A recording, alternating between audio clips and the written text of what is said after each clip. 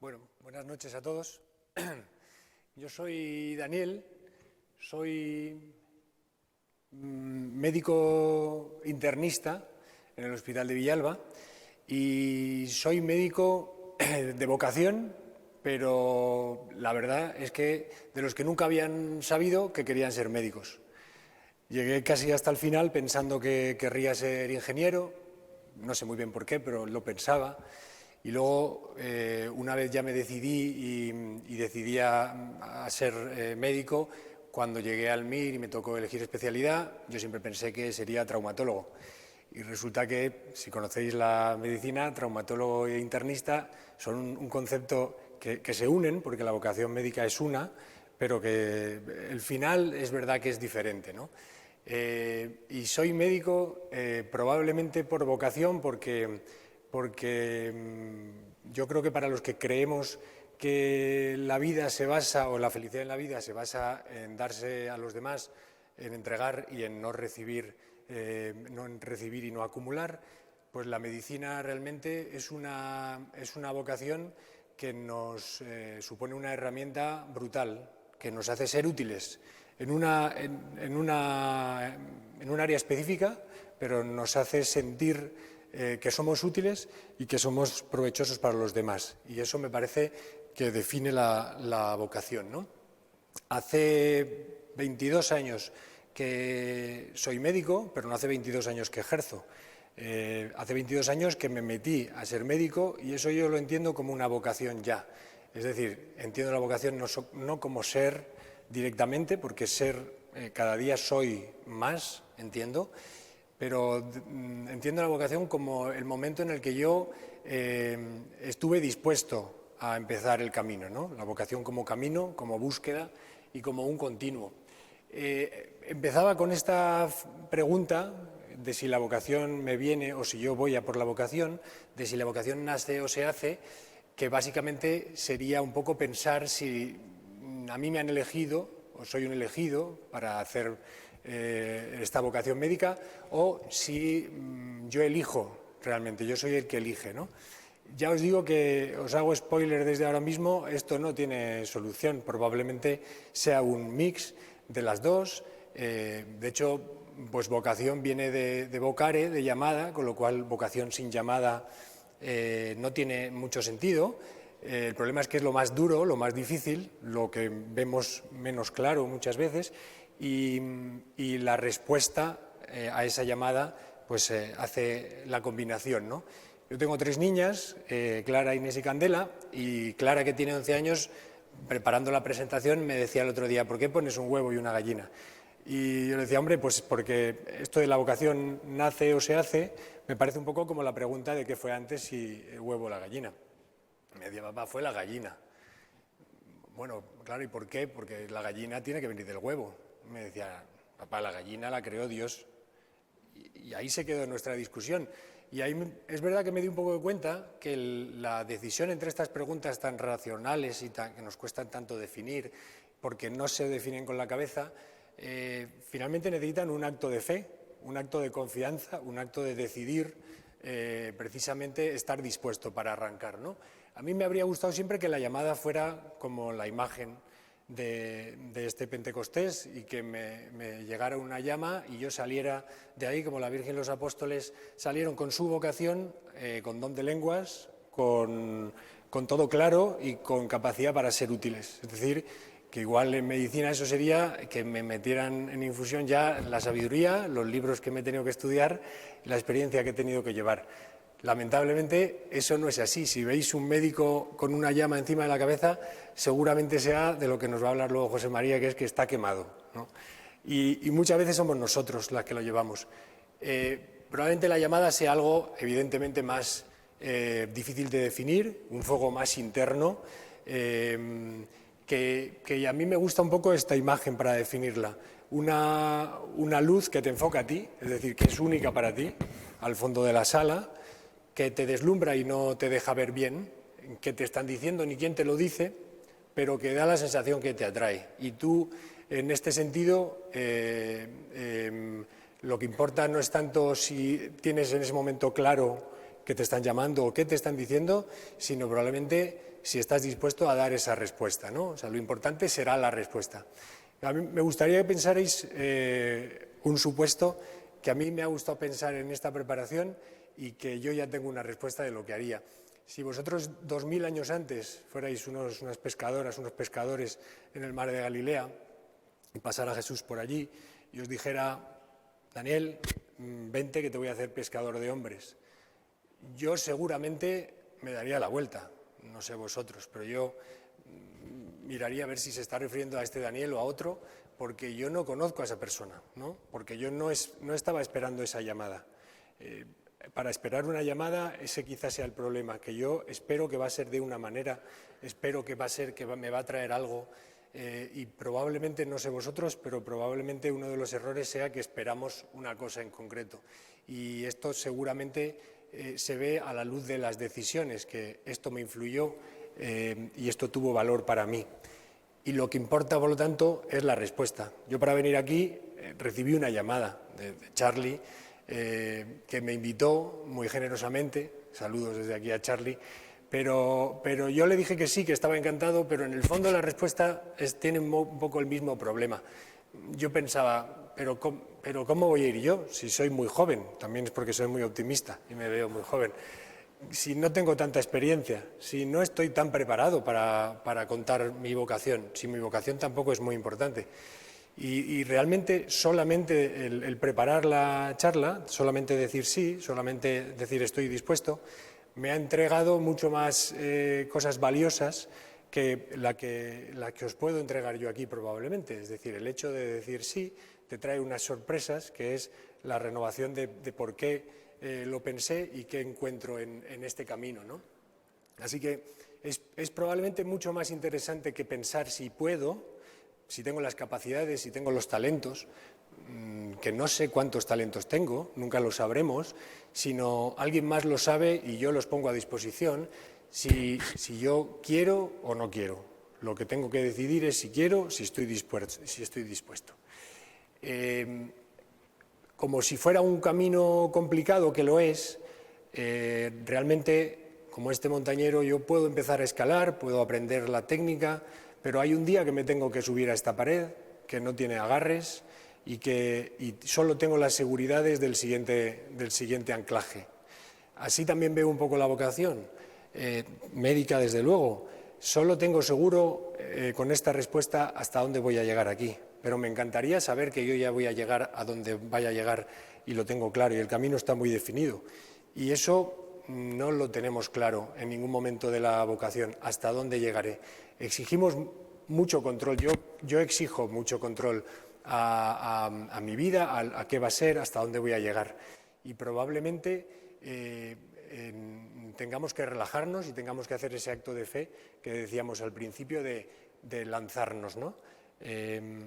Precisamente el control, no sé si os habéis dado cuenta en los últimos meses, que queremos saber de todo. No sé si a vosotros os pasa, pero yo creo que las grandes decisiones de la vida no tienen para nada o nunca vamos a tener la formación y la información necesaria para esas grandes decisiones. Y estoy hablando de formar una familia, estoy hablando de dedicarte a una profesión, estoy hablando de lanzarte a una misión o a un proyecto vital, porque no se puede saber antes de entrar en eso.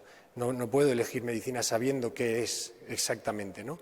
Me guío por unos claroscuros y algo que yo no sé definir. Y esa seguridad, no sé si veis en los anuncios, incluso del MediaMarkt, dicen yo no soy tonto, ¿no? Porque yo soy consciente de lo que necesito para tomar una decisión. Vivimos un poco en esa cultura. Cada uno sabe qué vacuna le corresponde, pero no qué vacuna no, porque los ensayos clínicos se hicieron de esta o de otra manera. Todo el mundo parece saberlo. Es quizá el saber que no voy a ser capaz de tener todo preparado para tomar una decisión, simplemente tomarla y hacer un acto de fe, ¿no? Hacerlo siempre con la admiración, con ejemplos, con admiración a personas, admiración evidentemente de ejemplos. Marta, mi mujer, es médico, comparto esa vocación con ella, comparto la admiración mutua por cómo hacemos el trabajo. Los compañeros de trabajo, no hace falta ser un referente mundial médico como para poder admirarse la integridad, la resistencia, la fuerza, la valentía. Son muchos esos ejemplos, pero esta imagen es evidentemente de los padres, de la seguridad que tenemos cuando hay gente que le ves seguro, que le ves con certezas. La admiración no hay que confundirla con idealización, que pasa tanto en estos momentos. Y precisamente esa idealización hace que muchas veces piense que yo voy a tener un camino que nunca voy a llegar a ser, como aquel médico o aquella doctora que me motivó mucho, ¿no? O como aquella experiencia que me tocó, porque no voy a repetirla, no se trata de repetirla, evidentemente. Es hacer mi camino singular y es marcar mi propio camino repitiendo los pasos de los demás, pero siempre será mío porque yo soy singular y soy diferente, ¿no? El mundo, de hecho, nos arroja muchas veces imágenes ideales, imágenes de a dónde vas a llegar, dónde quieres llegar. Persigue tus sueños, pero no son tus sueños, son probablemente figuras un poco a donde, no sé si son reales o no, pero donde yo voy a intentar llegar. Y como había dicho al principio, no es tanto intentar llegar a ser, sino ser ya y estar dispuesto a entregar eso que eres, ¿no? Así que en cuanto a la llamada, queda claro, o me queda claro a mí, que desde luego es difícil de descubrir, pero que hay que estar dispuesto, que hay que mostrar siempre momentos de silencio y de escucha, y ya lo intentaremos descifrar, que eso es lo difícil, pero ¿qué motiva mi respuesta? Los aplausos, los títulos, el llegar a ser para que digan, pues vaya donde ha llegado, ¿no? O es ambición o es verdadera vocación.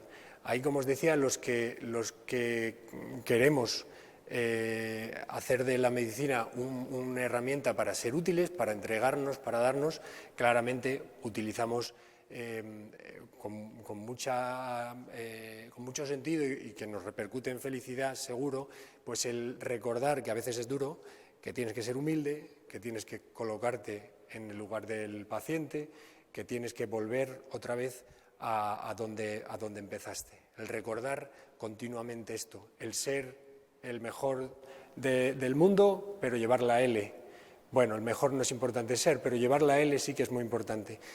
No ir al ralentí, sino ir a buena máquina, a la máquina que nos permita ya nuestros conocimientos, nuestras capacidades y nuestras experiencias, pero tener siempre esa sensación de que estoy en formación, de que yo soy ya, pero estoy preparado para darme y para ser más, ¿no? Para ser aún más de lo que yo creo que puedo llegar a ser. Y en el camino, desde luego, hay que disfrutar de las vistas. Tan importante es tener la pausa para interpretar pues, esa inspiración o ese deseo que yo tengo, como ir parándome y renovando esto, parándome y dándome cuenta hasta dónde he llegado. Y ese hasta dónde he llegado probablemente no sea hasta donde yo pensé que llegaría. Es algo totalmente diferente y habitualmente totalmente o radicalmente mayor y mejor. Y hay que ir con valentía y con confianza. A mí por eso me parece que el ser médico, la bata del médico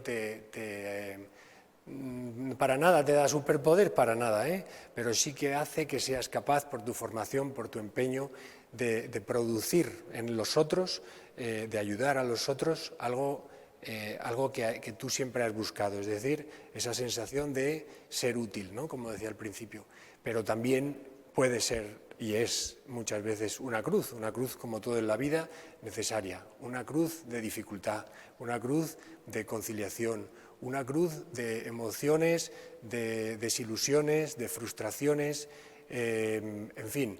Esta podría ser la entrada de cualquier centro de salud ahora mismo. La gente está bastante caldeada, eso nos llega, el descontento. Estos años de pandemia han sido bastante duros y cualquiera de nosotros se puede derrumbar, pero no ya solo aquí, sino pues en el mundo, en las guerras, en las hambrunas, en las dificultades. Estos son situaciones muy duras, pero probablemente necesitemos lo mismo, pausa y reelección de la vocación. Es decir, no la elijo hace 22 años, la elijo de una manera continua. No es suficiente para cancelar los sueños, ¿no? Si hay alguien aquí que no haya dudado nunca, que levante la mano, pero siempre va a haber la duda, siempre va a estar el miedo, siempre va a estar a veces un poco la sensación de que estamos en un sitio al que no correspondemos o de que nos hemos colado, esa sensación de intruso y no estoy preparado. Esto nos pasa mucho, a mí me pasa mucho, y en ese sentido ahí hay que buscar el acto de fe de nuevo, la simplicidad, es decir, yo tiro para adelante y para adelante, viendo que desde luego es un camino bonito, arriesgado, que te conecta con la vida porque estás viendo mucho sufrimiento, mucho problema, te hace estar muy abierto a los demás, que creo que eso es algo que llega al corazón, y que al final te ves muy solo en algunas circunstancias y puedes tener vértigo, pero no estás tan solo, no solo con la gente que te arropa, que te acompaña, que te ayuda, que tenemos gran suerte, sino que evidentemente hay alguien que te sostiene en ese camino y algún sitio a donde vas que tú no conoces hasta dónde llegarás, pero lo importante es estar preparado y estar dispuesto a arrancar. Ya termino con otra vez un poco repetir, casi como lema, que parece un frente revolucionario, la vochacción, ¿no? Es la voluntad de escucha y la voluntad de acción. Si yo permanentemente tengo esa voluntad de escucha, de no esperar nada en concreto, sino de estar atento a qué me dice mi propia actividad, qué me dice el otro que viene a necesitarme o que viene a necesitar algo y yo soy el que puedo intentarlo, y además tengo esa voluntad firme de acción, de hacer el acto de fe, de echar para adelante, probablemente esa vocación me llene y sea una constante y sea un crecimiento. No hay llamada sin escucha y no hay vocación sin acción. Así que muchas gracias y espero que os haya gustado y que elijamos tener una respuesta claramente de lanzar algo bueno a la sociedad, sea por la vía que sea. Muchas gracias.